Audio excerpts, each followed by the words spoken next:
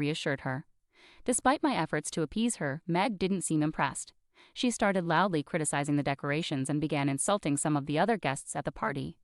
Despite Meg's behavior, I remained composed and continued to show her hospitality, hoping she would eventually approve of me. When I heard Gavin's car approaching, I went outside to greet him. The surprise party went smoothly, and Gavin was genuinely happy with the effort I had put in. We enjoyed cutting the cake and exchanging gifts.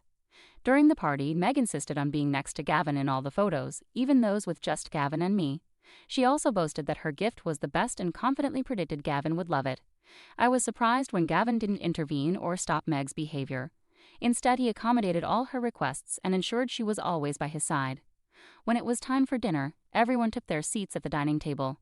Gavin stood up, thanking everyone for coming to his birthday celebration. He mentioned he had an important announcement and was glad everyone was there. Suddenly, Gavin knelt down and pulled out a ring, asking me to marry him. I was thrilled and tearfully accepted amid cheers and congratulations. However, I noticed Meg had quietly left the table. Confused, I brought it up to Gavin. "Babe, your mom left the table. Is everything all right? We should find her and get her blessings. She'll be upset if we don't." "But why do we need her blessings? It's our decision, isn't it?" "You don't understand. I'd always discuss important decisions with my mom. We're really close and I value her opinion." "I understand she's important to you, but shouldn't we make decisions together?" I gently questioned. "Of course we do, but I can't just ignore her. She means a lot to me. Can we please find her and talk to her about giving us her blessings right away?" Gavin insisted. I was worried about how dependent Gavin seemed on his mother's approval, but I loved him and wanted her acceptance. We searched the house but couldn't find her. Eventually, we discovered her sitting quietly in the backyard. We approached her to ask for her blessings, which she reluctantly gave when Gavin insisted. "Mom, I'm sorry I didn't talk to you before proposing to Audrey. It happened in the moment, and I thought it was right," Gavin explained. "Well, Gavin, you always discuss big decisions with me. I felt a bit left out this time," Meg replied with disappointment. "I know, and I didn't mean to upset you. I planned to talk to you the next day, but the surprise party changed everything," Gavin tried to explain. "I understand it was unexpected, but you should have found a way to talk to me before making such a big decision," Meg insisted. "You're right, Mom. I should have found a way. I got carried away with the excitement, and Audrey has been incredibly supportive. I wanted to show her how much she means to me. I can see how much you care for her, Gavin. Just remember to keep me in the loop, especially for important decisions." "I promise, Mom. I'll do better at keeping you informed. You're a crucial part of my life, and I want you to be part of Audrey's and my journey together." "That's all I ask, dear." Feeling uncomfortable overhearing their conversation, I decided to step away, though I knew I wasn't eavesdropping. As I turned to leave, just a few steps away, I couldn't help but hear Meg criticizing me. She said I wasn't good enough for Gavin and that I was only interested in him for his money, adding that I wasn't even beautiful enough. Despite her hurtful words, I chose to ignore them and carried on. Over the next few weeks, Gavin and I began planning our wedding. Meg didn't offer any help with the preparations but insisted on making decisions, like my wedding dress. When I expressed my desire to choose my own dress, she threw a fit. She also met with me several times to insist I pay more than half of the wedding costs, claiming I was lucky to marry Gavin and should contribute more financially. I didn't let these incidents affect me too much, hoping Meg would warm up to me after the wedding. Finally, on my wedding day, I was in my dressing room with my bridesmaids and mother, getting ready in my beautiful white gown. Everyone around me complimented how stunning I looked. I heard a knock at the door and was surprised to see Meg walk in wearing a white wedding dress. "Why are you wearing a wedding dress today?" I asked. "It's my son's wedding day, and it's the most important day for me," she replied. "I chose to wear this dress to emphasize my role as the mother of the groom. I understand it's a big day for you, but traditionally, the bride wears white. It might overshadow Audrey," I gently pointed out. "Well, that's not my concern.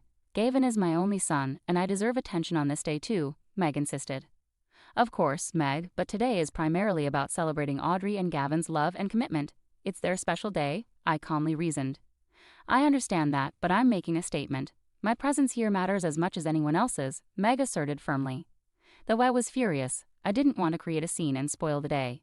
The ceremony proceeded smoothly, and we exchanged heartfelt vows and rings. It was an emotional moment, marking the culmination of our long-awaited journey together. During the wedding planning, I had asked Gavin to handle the guest list.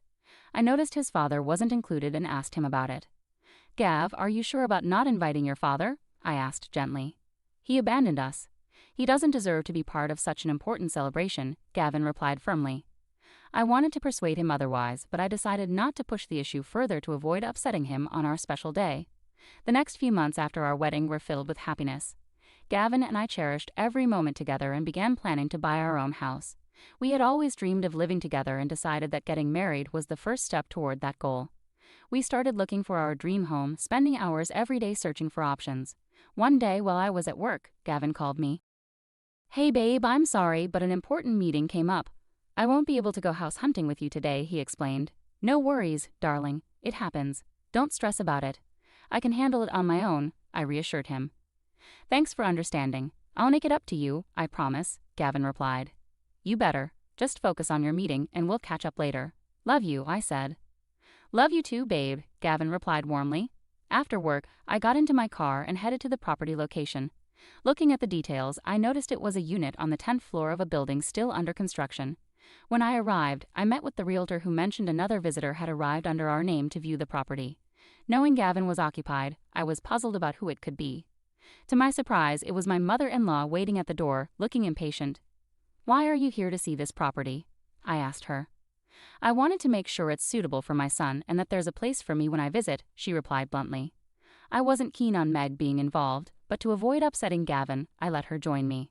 As we toured the house, Meg didn't hold back, criticizing the building's condition and dismissing the property as below her standards. By the end of the tour, I was frustrated and eager to leave. The realtor stepped away to take a call, warning us about the construction hazards. I started walking around and saw an incomplete staircase outside the house. Without noticing, Meg came up to me and suddenly kicked my right leg. I lost my balance and fell down the stairs. I couldn't move and felt soreness on my arms and head. When I looked up, I saw Meg smiling as if she had won something. Then she quickly turned and left. I was confused and unable to move for a few minutes. Eventually, I found my phone in my pocket and called for an ambulance, which arrived quickly. On the way to the hospital, I couldn't stop thinking about how Meg had tried to hurt me by pushing me down the stairs. I had always been kind to her since we met, so I felt sad and angry about her actions. At the hospital, they treated my injuries and I had to have some scans done. I tried calling Gavin several times, but he didn't answer. Eventually, the medication they gave me made me fall asleep. The next morning, I called Gavin again, and this time he answered. I told him everything that had happened between Meg and me. "You're making this up, Audrey. Are you seriously saying my own mother pushed you down the stairs?" Gavin exclaimed. "I'm not lying. I would never make something like this up. I fell because Meg kicked me. She intentionally hurt me," I replied, trying to stay calm. "You're just trying to defend yourself. My mom wouldn't hurt you for no reason," Gavin argued. "She accused you of being aggressive. I can't believe you're taking her side over mine. She pushed me down those stairs and now she's lying to protect herself. Please stop defending her." I pleaded desperately. "I can't come to the hospital right now. Meg's in shock because of what you did, and I need to be with her," Gavin replied firmly. "You're choosing her over me after everything we've been through. You brought this on yourself. Maybe you deserve this for what you did," Gavin concluded coldly. Devastated, I started crying and ended the call. I felt lost and spent the next 2 days in grief and shock. Gradually, my injuries started to heal, and I regained my strength. My parents visited me and were shocked by the situation and Gavin's reaction. My father suggested looking into Gavin's father to uncover the truth, suspecting Gavin and Meg were hiding something. Following his advice, I hired a private investigator to locate Gavin's father, Neil, and contacted him. Initially confused about who I was, Neil eventually grasped the situation. "You know, I divorced Megan and left the house because she and Gavin were using me for my money. I'm the chairman of a big company, and Gavin wanted to steal from me," Neil revealed. "I had no idea. That's awful. I can't believe they would do something like that," I replied, shocked. "Yeah, it was a hard decision, but I couldn't let them take advantage of me anymore. I want you to know that those two are never up to any good," Neil warned. "Thank you for telling me, Neil. I believe you, and I'm grateful you're looking out for me," I expressed. "Now I have a plan to handle this situation. I need you to somehow get Gavin and Meg to visit you at the hospital tomorrow morning," Neil instructed. "Why do you want them to come here?" I asked, curious about his plan. "I need to confront them about their actions and protect you from any further harm. It's time they face the consequences of their greed," Neil explained firmly. "All right, I'll do my best to get them here, but please be careful. I don't want anything bad to happen to you," I cautioned. "I'll handle it, Audrey. Just focus on your recovery," Neil reassured me. I was skeptical and somewhat scared, to be honest. I didn't want to see either Meg or Gavin. Gavin because I couldn't bear to face a man who trusted his mother over his own wife, and who hadn't bothered to check on me in the hospital. Meg because I feared she might try to harm me again. But I knew if I wanted to expose their wrongdoing, I had to trust Neil. I called Gavin and told him I had a special gift for him and Meg as an apology for what had happened. I said I wanted them to come to the hospital to receive it, emphasizing its value. Hearing this, Gavin and Meg eagerly agreed to visit me the next morning. The next morning, Neil arrived at the hospital with flowers. I greeted him warmly and expressed my gratitude for his support. Just as we finished talking, Gavin and Meg walked in. They both froze in surprise and stared at Neil sitting calmly in a chair. "Neil, what's going on? Why are you here?" Gavin demanded. "I couldn't stand by and watch you and Gavin manipulate Audrey any longer," Neil replied calmly. "Manipulate? We haven't done anything wrong. She's the one causing trouble," Meg interjected defensively. "That's not true. Audrey has been through a lot because of both of you. It's time to put an end to this," Neil asserted firmly. "Dad, you're messing everything up. Audrey and I love each other," Gavin protested. "I divorced your mother because of what you were doing. You were trying to take advantage of me and my company. I was simply trying to protect my own future," Neil explained. "Dad, you never supported me. You know that. I wouldn't have given you anything you asked for, yet you still tried to transfer my company into your name behind my back," Gavin argued. "I don't want Audrey to go through the same ordeal.